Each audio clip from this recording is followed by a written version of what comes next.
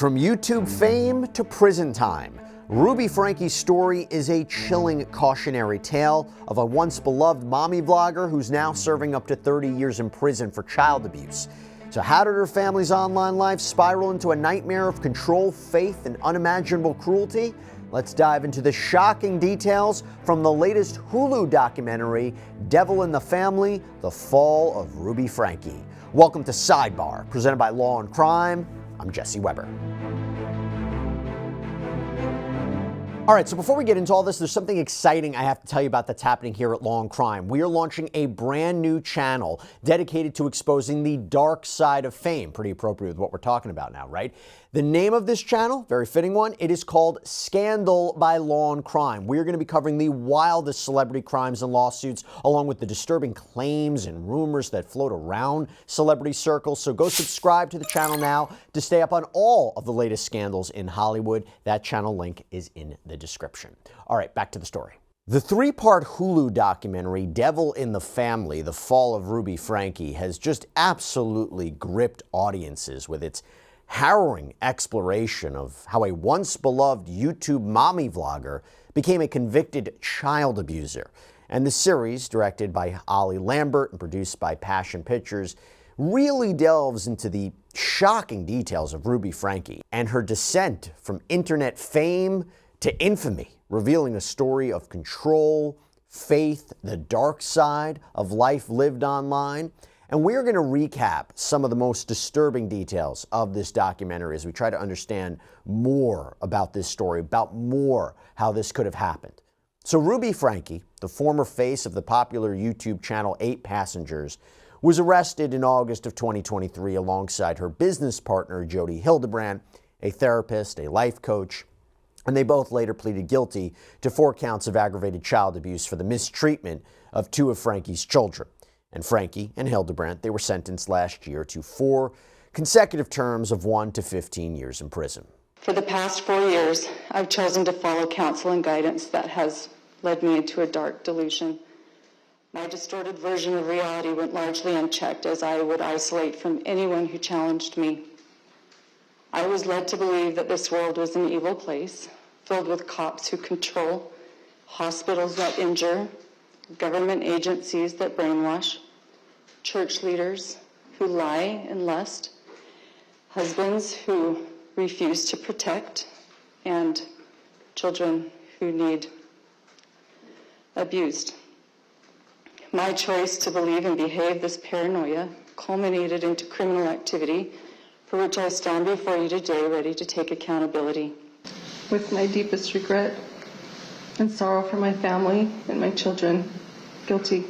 Now, this documentary, which premiered on February 27th, features never-before-seen footage from the Franke family's YouTube channel, as well as interviews with Franke's estranged husband, Kevin, and 2 of her eldest children, Sherry and Chad. And we're going to take a deep dive into the most shocking details from this documentary, and there is quite a lot. So it's split up into 3 episodes: abundance, distortion, and truth.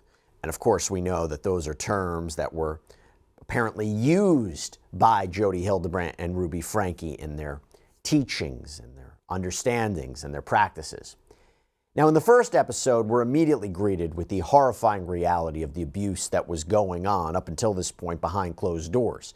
The episode opens with chilling Ring camera footage of Ruby's 12-year-old son escaping from Jody Hildebrand's home. And we know that that child, who was emaciated, had apparently restraints, duct tape around his ankles, approached one of Hildebrand's neighbors, asked for help, and that neighbor ultimately ended up calling 911.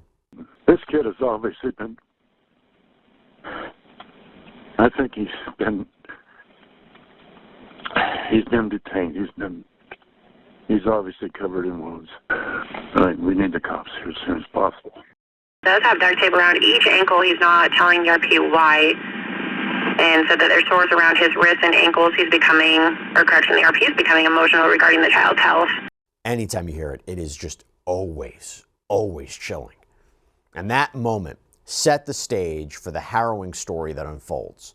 This is a really disturbing case. There's no other way to say it. It is one that we always know how difficult it is to talk about, but it raises a lot of important issues that we wanted to bring to you. And so I have to quickly thank our sponsor, Odoo, because with their support, it helps us to keep on producing episodes like this. Now, Odoo is an incredible all-in-one business management software that provides you with a range of applications. In fact, one of my favorite Odoo applications is their website builder. So with their drag and drop feature, an AI copywriter helping me come up with website descriptions, I could build a website for my other show, Prime Crime, in literally minutes. I mean, look how beautiful this is. primecrime.com. How cool is that? So thank you to Odoo for sponsoring Sidebar, giving us the tools to build new sites, and you can build your website now too. The domain is free for the first year when you use our link, odoo.com/sidebarweb. The documentary then cuts to Jody Hildebrandt being arrested, with both Ruby and Jody charged with 6 counts of felony child abuse. And then we had Ruby's journal entries, which were read aloud, and they reveal her belief that her 2 youngest children were demons and devil-possessed, insisting they must repent. But how did we get to that? Well, Kevin Franke, Ruby's estranged husband, provides a lot of that backstory.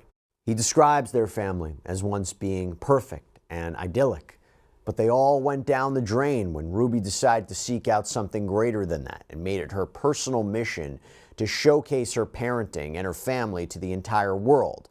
And so thus, the now defunct channel 8 Passengers was born.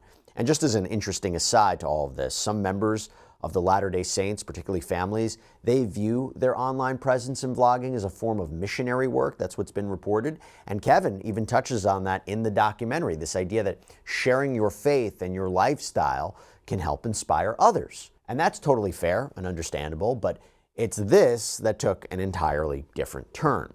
And this whole influencer lifestyle in some way can mean doing business with God even. Now, that might all be well and good. Of course, this is a story that took a very dark turn.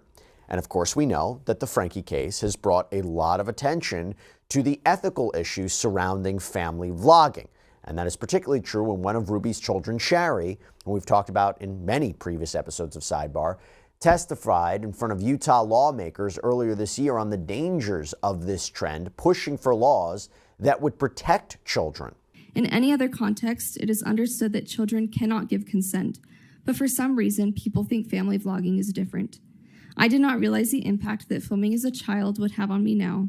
My social media became flooded with rumors of having sexual relations with my own brother, to being called a baby birthing machine at the age of 13.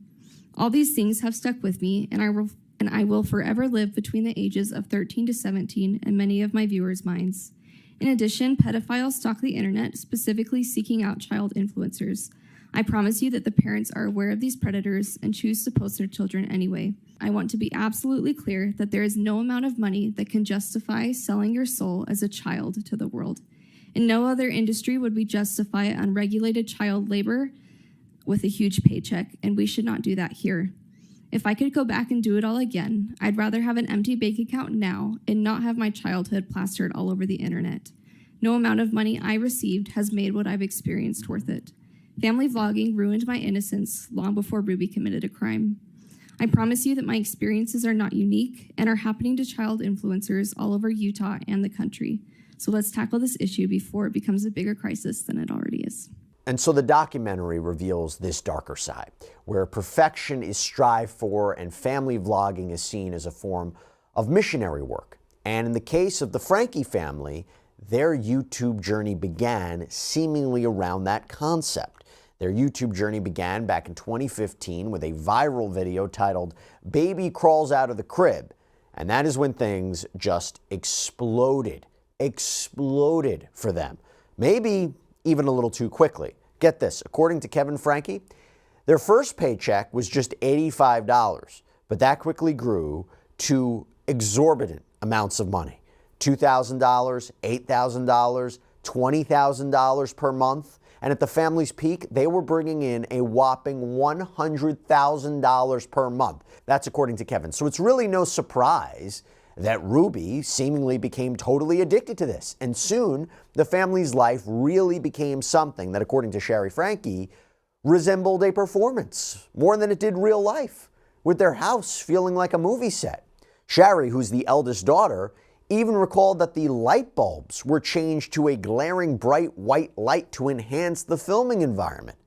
Kevin admitted he was, quote, uncomfortable filming for the family's YouTube channel despite its massive success, saying, "She filmed everything and I was so uncomfortable with it. When I came in the door, wherever Ruby was, the camera was. All of a sudden, it wasn't enough to just interact with her. I had to interact with the camera. She would pull it out and she would say, 'Kevin, this camera has millions of people watching us.' She wanted me to be the perfect husband, the even-keeled but strong patriarch of the family. But I wasn't. I'm a nerd through and through." But behind the scenes, the pressure to maintain their online image, that took a toll. Ruby apparently became obsessed with controlling her children's behavior on camera because in one, what is again, chilling outtake, she snaps at her young daughter saying, "Just be yourself." And when the child responds, "That is myself," Ruby coldly replies, "Well then change it." Now Kevin even says at one point in regards to her parenting and the need for control, quote, "For Ruby, love is obedience. And the moment you disobey me, you're going to fear me." Now, Chad Franke, who's Ruby's eldest son, also makes an appearance in the documentary. She just wanted to show the view of a Mormon happy family, but they only saw what we wanted to show them. And this is big because you hadn't heard a lot from Chad Franke, and we did a whole separate deep dive onto him in a separate episode, so I definitely encourage everybody to go check it out. But it was big that he took the time to speak here. And going along with Ruby's whole obsessive control, Chad claims that he bore the brunt of her anger when he resisted filming. And there were severe consequences for this, that he was forced to sleep on a beanbag for months as a form of punishment and was even subjected to physical abuse. And in the documentary, he revealed she would spank, whip, take the belt out and whip my butt, pull down my pants, whip me. And in gruesome detail, Shari added that she once had to help her brother clean blood off the walls after a particularly brutal beating. Now, in the trailer to this, you can hear Kevin mention that the devil came knocking and the Frankes answered.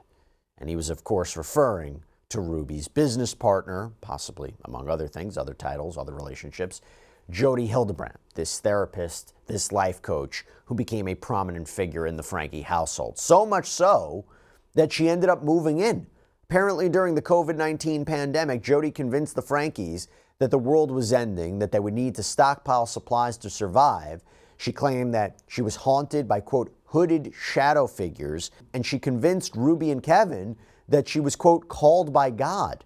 And the Frankes had initially turned to this religious leader to help Chad navigate his difficult teen years when he was acting out or being rebellious. But she quickly became a prominent figure in this home, and that is when things apparently became very uncomfortable. According to Kevin, quote, "After Jody came into the picture, weird things started happening in our house. Jody would go into these possessed trances and she would start speaking in other voices. Ruby believed that it was meant to be, and me and her were meant to help Jody overcome this." But Shari was apparently the first to question Hildebrand's influence, saying, "I remember looking up Jody to see who she was, and I found out she was not a psychologist, even though she claimed to be one. From reviews online, I learned that she ruined families. She's not even married. Even her kids didn't talk to her. I remember thinking, why are we working with this woman?" But apparently, when she went to her mom to voice her concerns, Ruby Franke, quote, "didn't think anything of it." This is according to Chad. Now, there is footage of Hildebrand's supposed satanic episodes that is shown in this documentary, with her sitting inside a small room with her head pressed up against a wall as her face writhes in agony. At one point, this therapist can be seen lying on the floor as she repeatedly hits her own chest, with Ruby Franke jumping in trying to stop her. Another clip shows Hildebrand wearing a hooded jumper while sitting in the corner of a room with her head in her hands, whispering to herself, "She's mine." That episode ends with Ruby's arrest, as police raid Jody's home, find Ruby's 10-year-old daughter hiding in a closet, her head shaved. A raid on the home uncovered a locked safe containing handcuffs, rope, bloody gauze, a mixture of cayenne pepper and honey that was used to treat the children's wounds. And then you have Ruby, who's seen in a police interview room, blankly staring out, refusing to speak without a lawyer. So now you move on to the second episode, Distortion. And this delves deeper into the Franke family's unraveling, opening with social media backlash against Ruby after that video showing Chad sleeping on a beanbag was revealed. You can see a snippet of that here. My bedroom was taken away for 7 months, and then you give it back like a couple weeks ago. I don't think our viewers know that. You've been sleeping on a beanbag. I've been sleeping on a beanbag since October, and they gave my room back like 2 weeks ago. Oh, I'll give you the reason why I lost my bedroom. I think so. I think this is the reason. At least this is the reason that's been in my head. It's pretty funny, but now that I look back, I mean, it's pretty depressing. No, we never told our viewers. That I woke up at 2 in the morning and told him that we're going to Disneyland and he has to pack. And he got up and made his bed all neatly and then packed all his clothes in a suitcase. And then he walked out the door and I'm like, he was like, what? And he's all happy. Has his sunglasses on. And I was like, we're not going to Disneyland. And he started crying and hitting me. And then he went back to bed in tears. And then... So that was not the reason you lost your room, but that was... Well, the other reason is because I pointed a BB gun at his face. Pointed a BB gun at his face and hung him on the basketball. It's not funny. Basically, Chad. That was like the day I got home too. Chad came home from Anasazi and like, I want to try dunking the basketball, and I lifted him up on the rim. And left him there for like solid 3 minutes, and he was just hanging on there. Do you think it's funny? Because and then I walk out. If you think it's funny, then that was 7 months ago. Maybe you need longer without a bedroom. It was not funny. Chad showed that he was not able to manage himself sharing a bedroom with. So when we moved, the bigger room in the basement was automatically his, and I didn't have a room, but we like put one on hold for me. So a lot of you are like, hey, that's not fair because Chad got the lesser bedroom and got the bigger bedroom. Got the big bedroom and Chad got the smaller bedroom. And bigger bedroom also had a bathroom. But what you guys didn't know was Chad didn't get any room. He didn't get anything. He was sleeping on the floor in the family room. And what's interesting about that is viewers were so horrified by that video that apparently the family's income plummeted, reportedly by 90%. Ruby didn't apologize for this, instead doubling down on her parenting methods and incorporating more religious content into her videos, shifting from a fun mom to a serious religious teacher. And then this is where Jodi Hildebrandt comes into the picture. Her apparent influence grew, and Ruby became increasingly obsessed with her teachings. And this is where things really got weird and uncomfortable when Hildebrandt moved into the Franke home, which forced Shari out of her own room. Now, Kevin described how Hildebrandt would, as I said, go into these trance-like states, speaking in other voices, how he and Ruby believed that they were helping her cast out evil spirits. And while we don't know the exact nature of their relationship, we do know things were a little maybe too close for comfort in the Franke household. Chad at one point recalled confessing to Ruby and Jodi about watching pornography and making out with girls, which led to Ruby kicking him out of the house. And Kevin said he was also banished, with Ruby allegedly accusing him of being selfish and lustful. Shari suspected that there was a more intimate relationship between her mother and Jodi Hildebrandt, and she cited the discovery of massage oils and melted candles in her former bedroom. And in our breakdown of Shari Franke's book, The House of My Mother, we took a closer look at this supposedly intimate relationship between these two, because in her book, Shari described one particular moment when she went into her room and was completely confused about what she saw. She wrote, quote, "The room was bathed in the soft glow of candles. The air was heavy with the scent of lavender and vanilla wafting from the massage oils on the dresser. I quickly grabbed what I needed and got the hell out of there, feeling like I had just walked into someone else's honeymoon suite. The only thing missing was rose petals on the bed." And Shari also wrote, quote, that the two women condemn queerness very publicly in their connections videos while embodying it privately.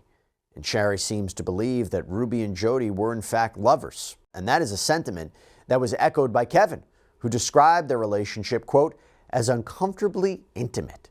And then we have the final episode, Truth. And that focuses on the aftermath of Ruby's arrest and the horrific abuse that was uncovered by authorities.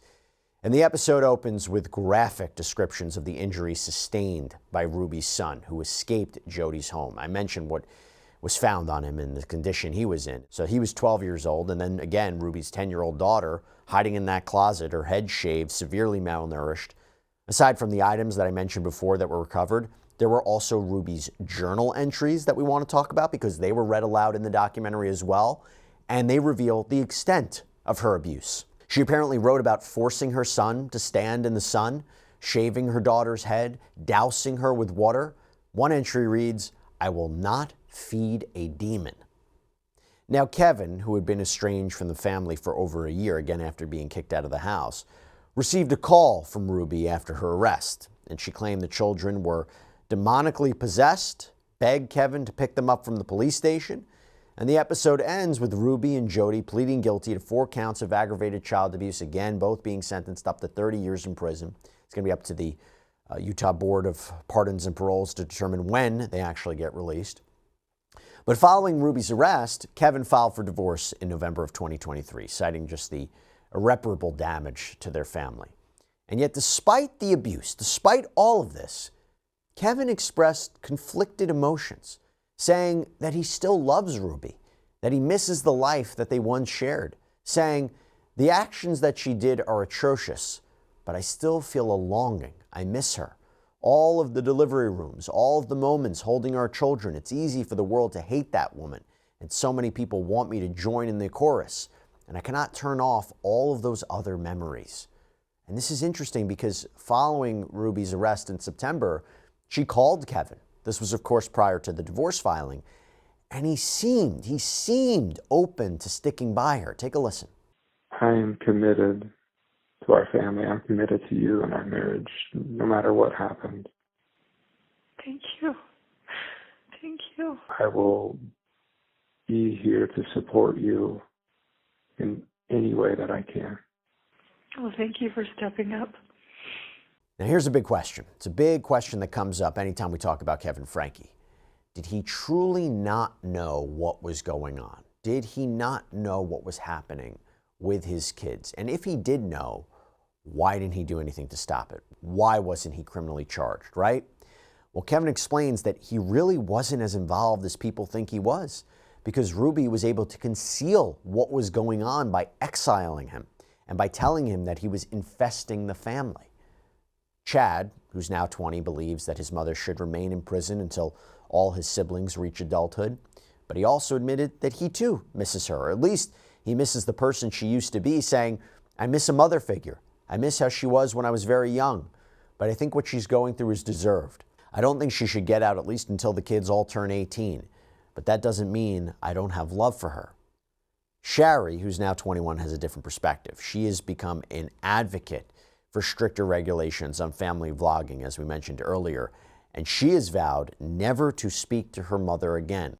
So Devil in the Family is more than a true crime documentary. It is a stark warning about the dangers of social media fame, the performance nature of online life, and I think that is the true value in this documentary. It's providing more answers to a story that, my gosh, we need more answers to try to understand what happened here. And as Kevin Franke told ABC News, there is real danger when you place yourself or your family, your children out onto public social media. There are real consequences associated with that. That's all we have for you right now here on Sidebar. Everybody, thank you so much for joining us. And as always, please subscribe on YouTube, Apple Podcasts, Spotify, wherever you get your podcasts. I'm Jesse Weber. I'll speak to you next time.